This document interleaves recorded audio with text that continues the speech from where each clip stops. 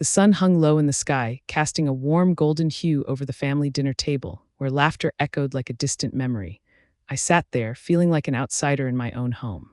My parents exchanged glances, their smiles directed toward my younger brother, who animatedly recounted his latest achievements. The air was thick with the scent of roasted chicken and the faint sweetness of apple pie, but all I could taste was bitterness.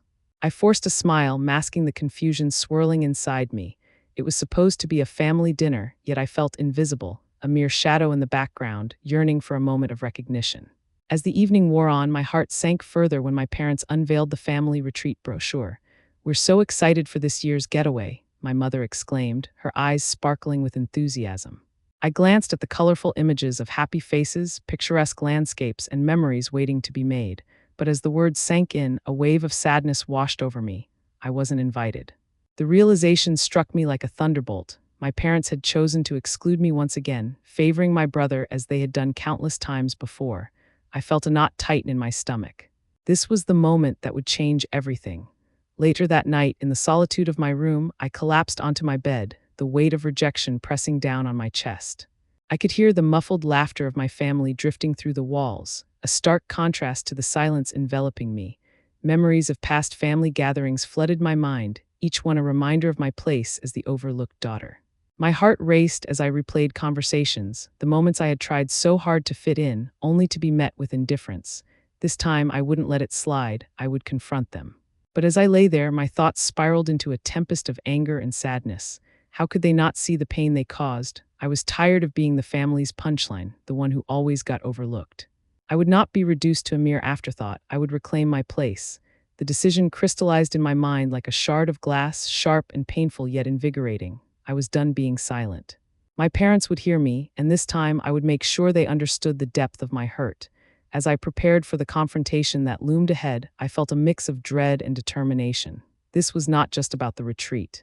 It was about my identity, my worth, and the desperate need for acceptance. With every heartbeat, I could feel the resolve growing stronger within me, and I knew I was ready to face whatever awaited me. My silence was never consent, and I would make them listen. The following day, I awoke to the sound of chirping birds outside my window, their cheerful melodies a stark contrast to the turmoil churning within me.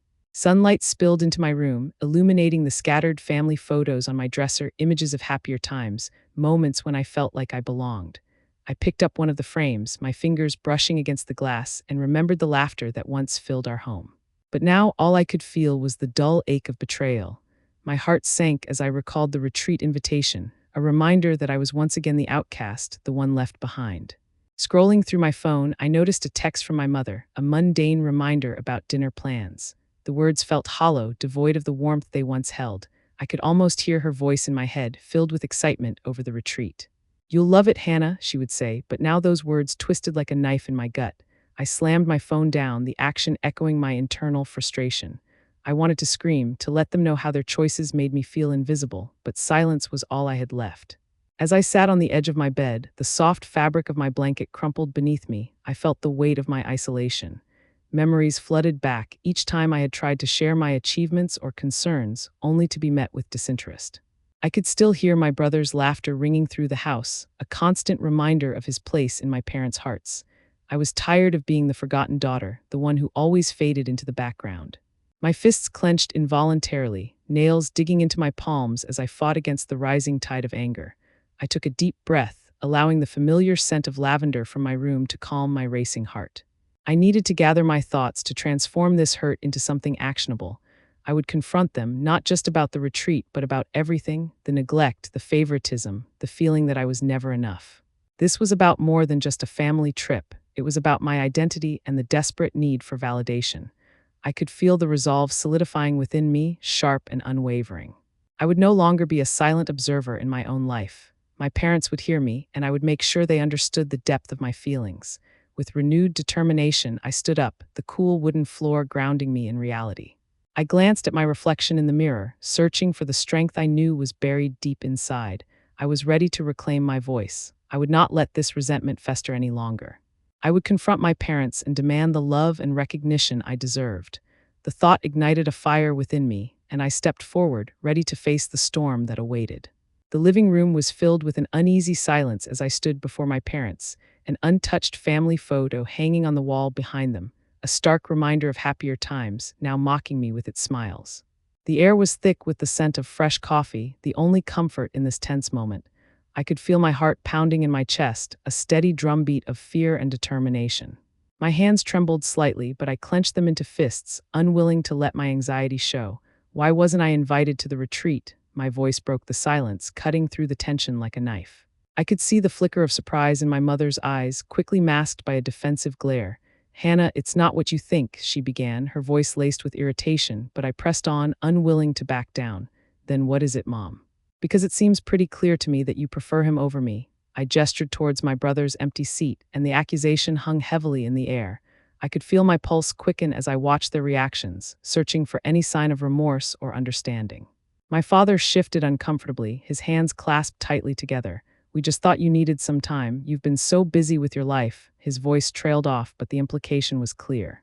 I was too wrapped up in my own world to be part of the family. "Too busy?" I scoffed, my tone dripping with sarcasm. "Too busy to be included in my own family." My words echoed in the room, and I felt the weight of my emotions crashing down on me. Each syllable was a declaration of my pain, a stark contrast to the dismissive attitudes I had grown accustomed to. "You're blowing this out of proportion, Hannah," my mother interjected, her frustration palpable. I could see her jaw clench, her facade of calm beginning to crack. "Am I?" I shot back, my voice rising slightly. "Because for me, this isn't just about a trip, it's about feeling like I don't matter." As the words left my lips, I felt a rush of adrenaline. This was it, my chance to be heard. My stomach twisted with a blend of fear and exhilaration. The silence that followed was deafening. I watched their expressions shift, uncertainty flickering across their faces. I had opened a door, but I didn't know if they would step through it with me. I took a deep breath, steadying myself for their response, my mind racing with possibilities. Would they understand, or would they continue to dismiss my feelings? Days passed after that fateful confrontation, each moment steeped in a palpable tension. The silence that lingered in the house felt like an unwelcome guest, heavy and suffocating. I found myself wandering through the dimly lit hallways, the family portraits lining the walls, a mocking reminder of a bond that felt increasingly fragile. They were supposed to tell a story of unity and love, yet all I could feel was the distance growing between us. I could smell the lingering aroma of fresh coffee, but it only reminded me of the conversations that had turned bitter. One rainy afternoon, seeking refuge from the storm brewing both outside and within, I stumbled upon an old family album hidden beneath a stack of dusty books in the attic. The moment I opened it, a wave of nostalgia washed over me, mixed with an undercurrent of dread. I flipped through the pages, each photograph a snapshot of happier times, my first birthday, family vacations, and celebrations filled with laughter. But as I turned to the last few pages, my heart raced, and I felt a knot of anxiety form in my stomach. There, tucked between the glossy pictures, was a letter, frayed at the edges and addressed to my parents. My fingers trembled as I pulled it out, my breath hitching in my throat. The handwriting was familiar, yet the words felt foreign. As I read, shock coursed through me like ice water. The letter revealed a family secret, one that had been buried beneath layers of denial and silence. It spoke of favoritism, but not just the kind I had experienced. It hinted at deeper betrayals, generational patterns of neglect that had shaped our family dynamics. My chest tightened as the realization struck me, this wasn't just about me being overlooked. It was a cycle that had ensnared us all. The implications of what I had discovered ignited a fire within me, a burning desire to confront my parents not only about my exclusion, but about the very foundation of our family. I could feel the heat rising in my cheeks as anger intertwined with an overwhelming sense of betrayal. How could they keep this from me? My mind raced with questions, each one a dagger piercing through the facade of love I had always believed in. I had thought my pain was unique, but now I realized it was part of a larger narrative, one that demanded to be addressed. As I closed the album, my hands shook, not just from shock but from the weight of the knowledge I now carried. I needed to act, I had to confront them again, not just for myself but to break this cycle. The thought of planning my revenge felt justified now. It was as if I had been handed the tools to carve out my own destiny. I could feel the resolve solidifying within me, and I knew this time I wouldn't be silenced. The family secret was a bitter pill to swallow, but it was also the catalyst for my reclamation. I would not let their complacency dictate my future any longer. Determined, I took a deep breath, letting the smell of old paper and dust fill my lungs, grounding me in the reality of my choice. I was ready to face them again, ready to demand the truth, ready to reclaim my narrative. This time it would be different. I pictured the confrontation vividly in my mind, the words I would say, the emotions I would unleash. The storm outside raged on, but within me, a tempest of purpose had begun to brew. The dining room table was set for dinner, the familiar spread of roasted vegetables and fragrant herbs wafting through the air, yet the atmosphere felt heavy with unspoken words. I could hear my parents in the kitchen, their voices tinged with a forced cheerfulness that grated against my raw emotions. Part of me longed for a peaceful evening, a moment where we could bridge the chasm that had formed between us. I clutched the edge of the table, the cool wood grounding me as I contemplated how to approach this fragile situation. As we sat down, I tried to muster a smile, but it felt like wearing a mask. My father began recounting stories from his day, his voice a rhythm I used to find comforting, but now it felt like a distant echo. I glanced at my mother, who seemed engrossed in her meal, her fork moving mechanically. The silence between us was louder than the clinking of utensils, and I could feel the knot in my stomach tightening. It was as if we were all living in separate worlds, longing for connection but afraid to reach out. "Can we talk about the retreat?" I ventured, my voice barely above a whisper, but it hung in the air like a fragile thread. My parents exchanged glances, and I could see the tension settle in their shoulders. My mother sighed, the sound heavy with weariness. "Hannah, we've already discussed this. It's not personal, it's just how things are." The dismissal stung, igniting a flicker of frustration within me, but it is personal. I want to be part of our family, not just an afterthought. My words hung between us, raw and unfiltered. I could see my father's brow furrow as he processed my plea, but the familiar look of defensiveness washed over my mother's face.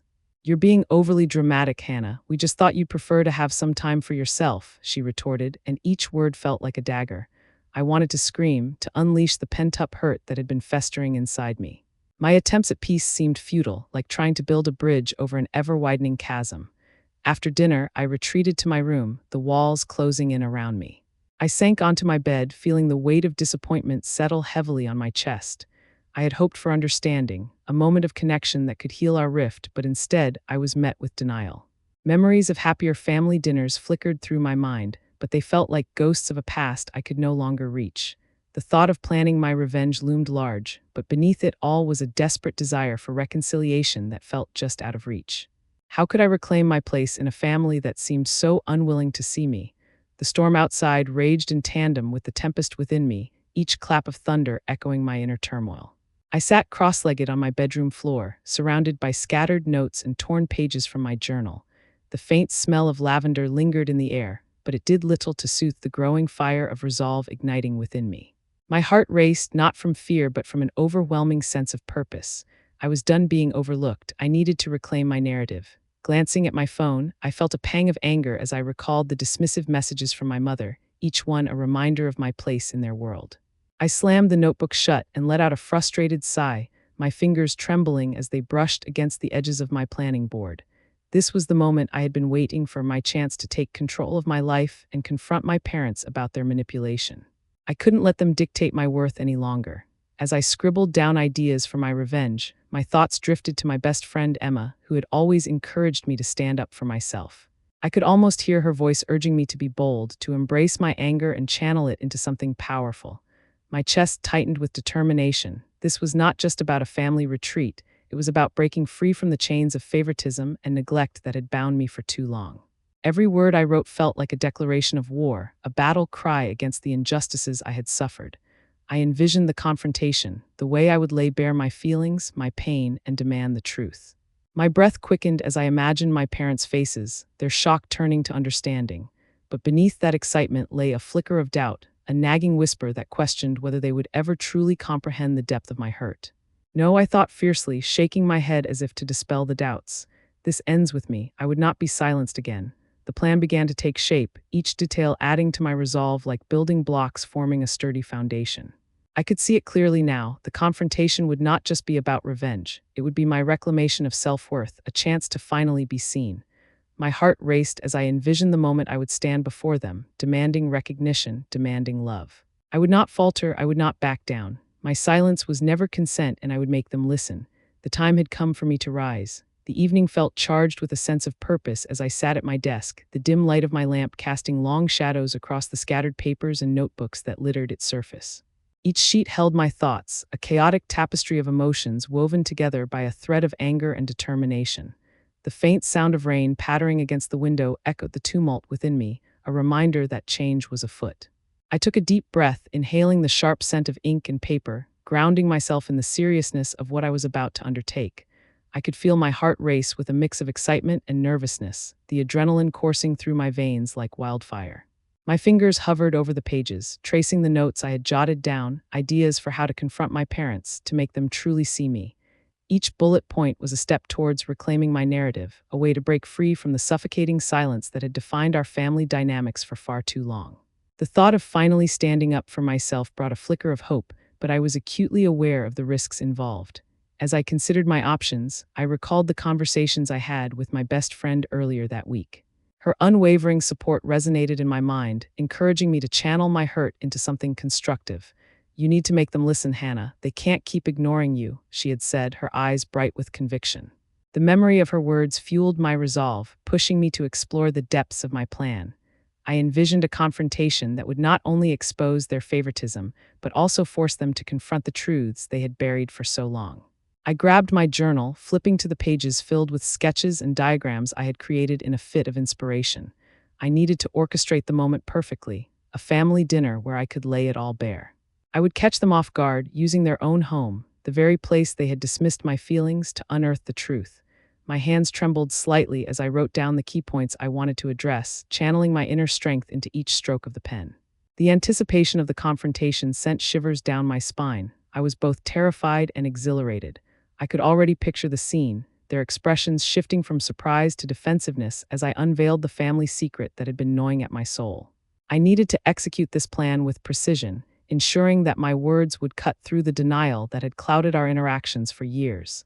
This was more than just revenge. It was about justice, about reclaiming my identity within a family that had overlooked me for too long. As I reviewed my notes, the weight of my decision settled heavily on my shoulders. I couldn't shake the feeling that this journey would not only challenge my parents, but also reshape the very fabric of our family. The stakes were high, and the possibility of fallout loomed large in my mind, yet I was resolute. I would not allow fear to dictate my actions. This was my moment to shine, to break free from the chains of neglect and step into the light of recognition. The plan was set, and with each passing moment, I felt the fire within me grow stronger, ready to ignite the confrontation that would change everything. I closed my journal with a decisive snap, the sound echoing in the quiet room. I was ready to face whatever storm awaited me. The time for silence had passed. I was prepared to take my stand, to fight for my place in this family, once and for all. The atmosphere in the living room crackled with tension, the air thick with unspoken grievances and unresolved emotions. I stood before my parents, heart pounding like a war drum, every beat echoing the urgency of my mission. The dim light cast long shadows across the room, accentuating the unease that settled around us like a fog. My fingers curled tightly into fists at my sides as I took a deep breath, silencing the whirlwind of doubt and fear swirling within me. "Enough of this," I finally shouted, my voice slicing through the silence. My mother's eyes widened in shock, while my father's expression hardened, the lines of his face deepening with defensiveness. "You can't keep pretending everything is fine while I'm being pushed aside." My words hung in the air, heavy with the weight of years of unacknowledged pain. I could feel my pulse quickening as I saw their reactions. The initial surprise quickly morphed into a mixture of guilt and indignation. "Hannah, we didn't mean to hurt you," my mother began, her voice tremulous, as if she were searching for the right words in a sea of confusion. "Didn't mean to," I shot back, bitterness lacing my tone. "You didn't include me in the retreat. That's not just a casual oversight, it's deliberate." The fire within me surged, fueled by the years of feeling like a shadow in my own family. I stepped closer, my hands trembling not with fear, but with the adrenaline of confrontation. "This isn't just about the retreat," I continued, my voice rising in intensity. "It's about how I've always been the afterthought, the one who doesn't matter." I felt tears prickling at the corners of my eyes, but I refused to let them fall. This moment was too important. I needed them to see my hurt, to understand the depth of my frustration. My father finally spoke, his voice low and hesitant. "Hannah, we never intended to make you feel this way. You know we love you, right?" But as he said those words, I could hear the hesitancy in his tone, the doubt that lingered in the air. "Love doesn't exclude," I retorted, my voice trembling with a mix of fury and resolution. "You've made me feel invisible for too long, and now I'm done standing in the shadows. I deserve to be seen." The finality of my words hung around us, a challenge echoing in the charged atmosphere. I could feel my heart racing, not just from the confrontation, but from the realization that this was my moment to reclaim my narrative. As I stood there, breathing heavily, the silence enveloped us like a shroud, the tension palpable. I waited, heart in my throat, for their response, ready to face whatever came next. This was the turning point, the moment where I would either find closure or ignite a deeper rift. The air was thick with the weight of unresolved issues, and I felt a flicker of hope that perhaps this confrontation would finally break the cycle of silence and denial that had defined our family for far too long. The aftermath of my confrontation with my parents hung heavily in the air, a palpable tension that felt like a thick fog enveloping our home. I sat in the living room, the familiar couch beneath me now felt foreign, each cushion a reminder of the unresolved emotions swirling around us. My mother busied herself in the kitchen, the clatter of pots and pans barely masking the awkward silence that lingered. I could smell the faint aroma of something simmering, but it did little to comfort me. The scent was overshadowed by the bitterness of what had transpired. I replayed the confrontation in my mind, the sharp words exchanged like daggers. My father's expression had shifted from surprise to defensiveness, while my mother's frustration had morphed into a kind of weariness that weighed heavily on her shoulders. I wondered if they felt the same sense of urgency I did, or if they were content to let the tension simmer beneath the surface. The thought made my stomach churn. I wanted understanding, a dialogue that could bridge the chasm that had formed between us. Days turned into a blur as I navigated the house, the walls adorned with family photos that now seemed to mock me. I caught glimpses of my parents exchanging furtive glances, their conversations halting as if they were walking on eggshells around me. I felt like a ghost, haunting the very home that was supposed to be my sanctuary. My heart ached with the desire for connection, yet the fear of further rejection held me back from initiating another conversation.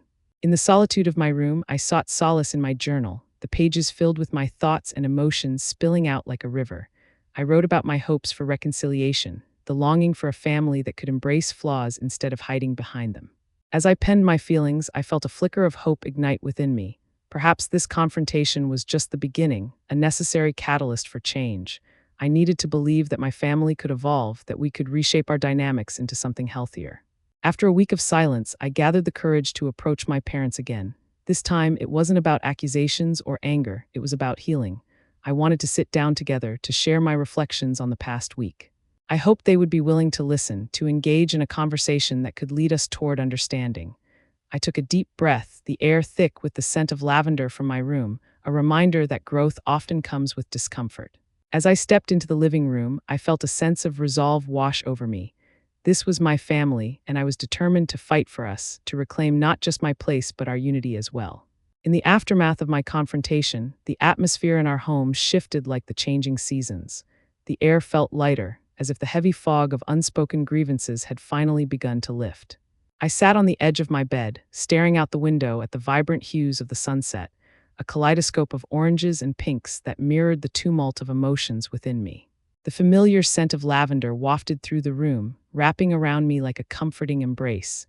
It was a reminder of the growth I had fought for, the courage to stand up for myself, and the hope that flickered like a candle in the darkness.